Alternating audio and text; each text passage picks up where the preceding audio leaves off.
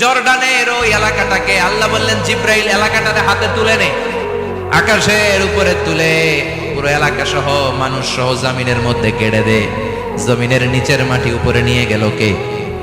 উপরের মাটি নিচে নিয়ে গেল কে? পুরো জায়গাটা এখন ডেড সি হয়ে গেছে। কি সি? ডেড সি নাম শোনেন নাই বোধহয়? আজকে শুনে রাখেন, এটারে বলে মৃত সাগর। এটা গজবের জায়গা, ওখানে মানুষও ডুবে না। লবণের ডেনসিটি, সল্টের ডেনসিটি এত হাই, এই পানির মধ্যে এত গজব, এর মধ্যে কোনো মাছ জন্মায় না, চিংড়ি জন্মায় না, কাঁকড়া জন্মায় না, ব্যাঙ হয় না, শ্যাওলা হয় না, কিচ্ছু বাঁচে না। এটা গজবের জায়গা, চিল্লায় বলেন ঠিক কিনা?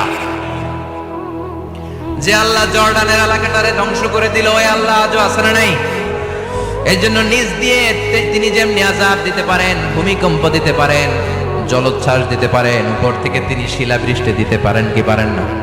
মাইথের দিয়ে কখনো শিলাবৃষ্টি হয়েছিল? হ্যাঁ, ফসল ক্ষেত শেষ করে দেয় না? ছাগল টাগল মরে যায়। ছাগল যদি ইয়েতে থাকে ক্ষেতের মধ্যে, বড় শিলা মাথায় পড়লে শেষ, মানুষও শেষ, টিনের তো আলো শেষ। কথা কন। এরপরে আল্লাহ যদি উল্কা বৃষ্টি পাঠায়, উল্কা যদি পড়ে, কই যাবেন? কোথায় যাবেন আপনি? উল্কা চিনেন? মহাশূন্যে বিশাল পাথরের খণ্ড ঘর্ষণ খেয়ে পৃথিবীর ভিতরে ঢুকে যায়। এই পৃথিবীতে সবচেয়ে বড় উল্কাপিণ্ড করেছে সাউথ আফ্রিকা। সাউথ আফ্রিকার একটা সিটি আছে, হোবা সিটি। এই হোবা শহরে 60 মেট্রিক টন ওজনের একটা উল্কা পড়েছিল, যেখানে পড়েছে পুরো জায়গাটা বিশাল খাদ হয়ে গিয়েছে। এরকম একটা উল্কা যদি এখানে পড়ে আজকে, বাঁচার উপায় আছে? যে বিল্ডিং এ আমরা থাকি, রাত্রেবেলায় ঘুমাই আর ধুম্মা চলে ধুম দেখি রাতে, ওই বিল্ডিং এ যদি একটা পড়ে, কথা কর, ডান্স ক্লাব গুলার উপর যদি পড়ে, পতিতালয় যেগুলো আছে ওগুলা যদি পড়ে, যেই হোটেল গুলার মধ্যে আকাম কুকাম হয় ওইটার উপর যদি পড়ে, নাকি আল্লাহর এখন দেয়ার ক্ষমতা নাই? কথা কন। তার মানে বেঁচে গেছো, পার পেয়ে গেছো মনে করো না, নিচ দিয়েও আযাব আছে, উপর দিয়েও আযাব আছে। চিল্লায় বলেন ঠিক কিনা? এজন্য ভয় পেতে হবে একজন সত্তাকে, তিনি কে? সব ক্ষমতার মালিককে।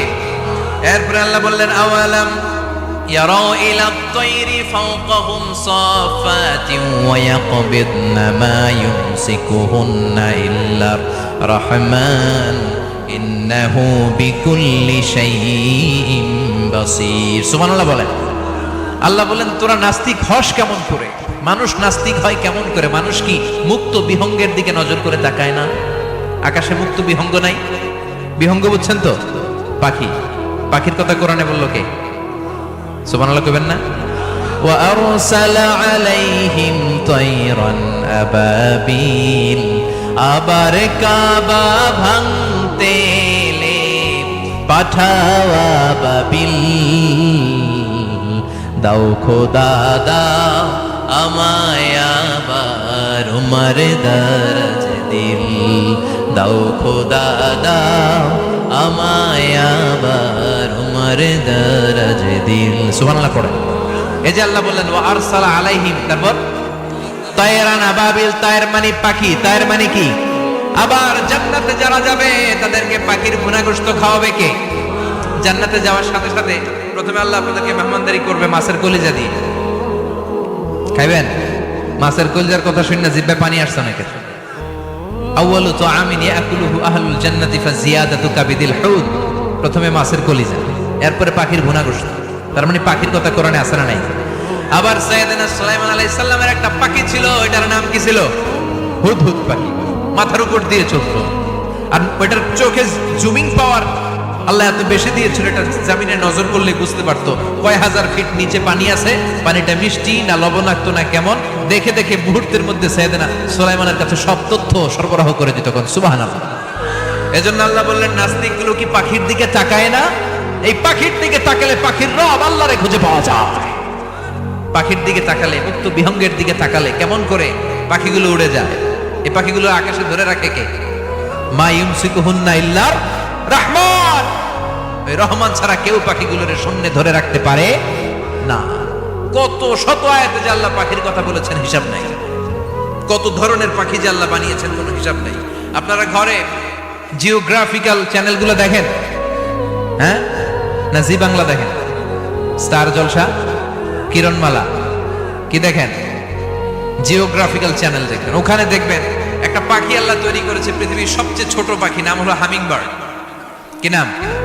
The smallest bird ever in the world. সবচেয়ে ছোট, এটা প্রাপ্তবয়স্কে 3 থেকে 5 ইঞ্চি লম্বা হয়। এটার পূর্ণ যৌবন এটা লম্বা কতদূর? 3 থেকে 5 ইঞ্চি। এটা প্রতি সেকেন্ডে ডানা ঝাপটাতে পারে 80 বার। কয়বার? আমাদের ডানা আছে না 2টা, আপনি আপনার ডানা 1 সেকেন্ডে কয়বার ঝাপটাতে পারবেন? হ্যাঁ, আমি ঝাপটাইলাম, কয়টা হয়েছে 1 সেকেন্ডে? হ্যাঁ, 3টা 4টা ঝাপটা দিতেই আমার সেকেন্ড শেষ। কিন্তু এই পাখিটা প্রতি সেকেন্ডে তার 2 পাখা ঝাপটায় কয়বার?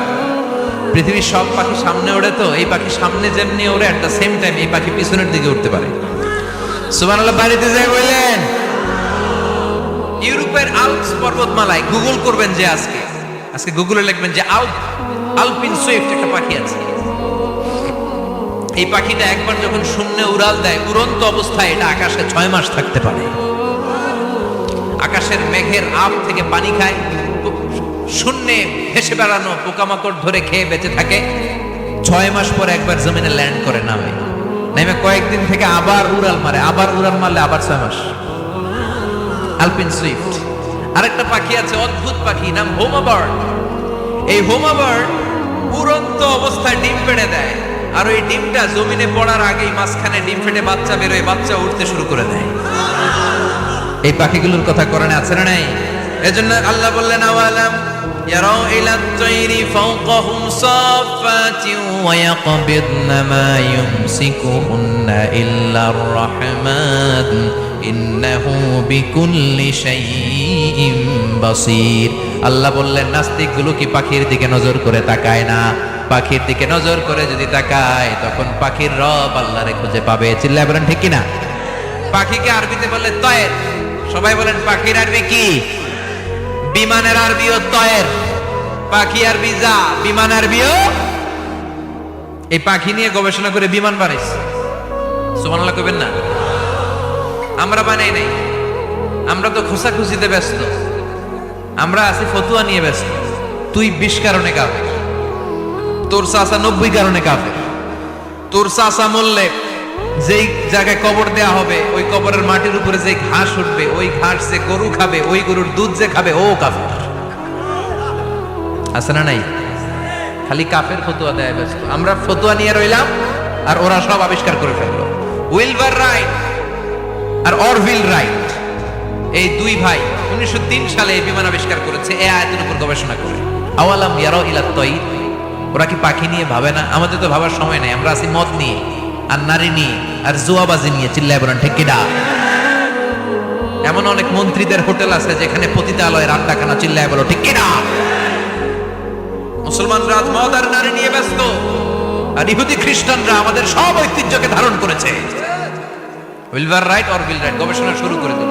পাহাড়ের শুয়ে শুয়ে 2 ভাই খালি পাখির ছবি আঁকে, কেমনে পাখিগুলো টানা ঝাপটা মেরে ওঠে, কেমনে নামে। গবেষণা করতে করতে করতে প্লেন বানায় ফেললো 1903 সালে। আজ থেকে 100 বছর আগের স্টোরি শোনাচ্ছি আপনাদের। তখনকার বিমান এখনকার বিমানের মতো ছিল না। আপনি দেখবেন যে শুরুতে বিমান কেমন ছিল। শুরুতে ভাঙ্গা চূড়া 2টা পাখা নিয়ে একটু উড়ে আবার ধপাস করে পড়ে, কিন্তু আশা হারায় নাই, আবার উড়ে ধপাস করে পড়ে। আমেরিকাতে সুবিধা করতে পারেনি। ফ্রান্সের এক কিং তাদেরকে ডোনেট করেছে বিপুল অঙ্কের টাকা দিয়ে। তারা প্রথম ফ্রান্সের একটা শহর থেকে আরেকটা শহরে পৃথিবীর প্রথম প্যাসেঞ্জার প্লেন নিরাপদে ল্যান্ড করেছে। মানুষের উড়ার স্বপ্ন সফল হতে শুরু করলো। এখন বিভিন্ন ধরনের বিমান একটার পর একটা শুরু হয়েছে। এই পৃথিবীর সবচাইতে দ্রুতগামী যে বিমানটা আগে ছিল, নাম ছিল কনকর্ড, যাত্রীবাহী বিমান। এটার পরে এখন একটা বাইরে হচ্ছে বোম সুপারসনিক। কি নাম? Bomb supersonic. এত স্পিডে চলে, এই মাত্র দেখলেন এদিকে, এরপর দেখবেন নাই ওইদিকে। সুবহানাল্লাহ পড়ে। কি বিশাল বিশাল ডবল ডেকার গুলো নিয়ে শূন্যে উড়াল দেয়। এয়ার বোয়িং A380 বর্তমান পৃথিবীতে সবচেয়ে বড় প্যাসেঞ্জার বিমান। কার্গো বিমান তো এগুলোর 7-8 ডবল বড় হবে। I'm talking about the passenger plane A380। 525 জন যাত্রী নিয়ে এটা শূন্যে উড়াল দেয়। 525 জন যাত্রী, কেবিন ক্রু, পাইলট, বিমানের ওজন, খাবার দাবারের ওজন, ফুয়েলের ওজন, 525 জনের লাগেজ টাগেজের ওজন, এই সব নিয়ে শূন্যে উড়াল দেয়। সুবহানাল্লাহ কইবেন না?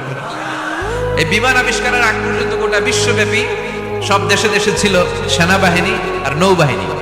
বিমান আবিষ্কার হওয়ার সাথে সাথেই শুরু হয়ে গেল বিমান বাহিনী।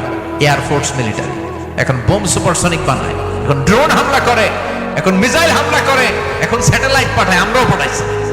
কি নাম? Bangabandhu satellite. We launching the Bangabandhu satellite channel last year.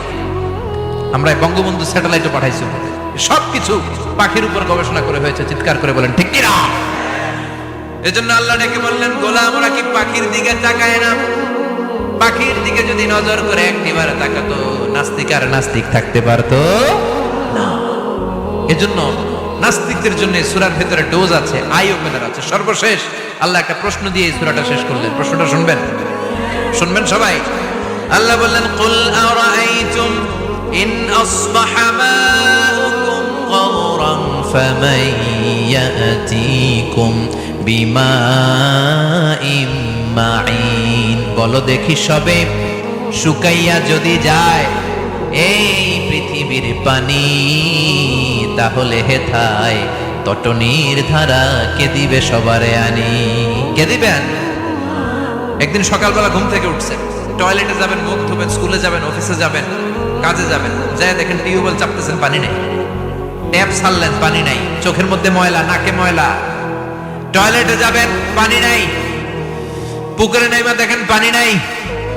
Vishal Vishal machine বসিয়ে মাটির নিচ থেকে ভূগর্ভস্থ পানি ওঠানোর চেষ্টা করলেন, একটা পানি নাই। এক ফোঁটা পানি গোটা বিশ্বে কোথাও নাই। কে দিব পানি আপনারে? পানি সম্পদ মন্ত্রী দিব, ডোনাল্ড ট্রাম্প দিব, শেখ হাসিনা দিবে? কেউ দিতে পারবে? এক ফোঁটা পানি বানানোর ক্ষমতা আমাদের নয়। ঠিক কিনা? পানির বৈজ্ঞানিক নাম হচ্ছে H2O। কি নাম? এই দেশে H2 নিয়ে কত কথা আছে না নাই? হাইড্রোজেনের দুইটা মলিকিউল, অক্সিজেনের একটা মলিকিউল। এই দুইটা গ্যাস, হাইড্রোজেন আর অক্সিজেন, দুই গ্যাস একসাথে মিলাইলে কি হয়? কথা বলেন।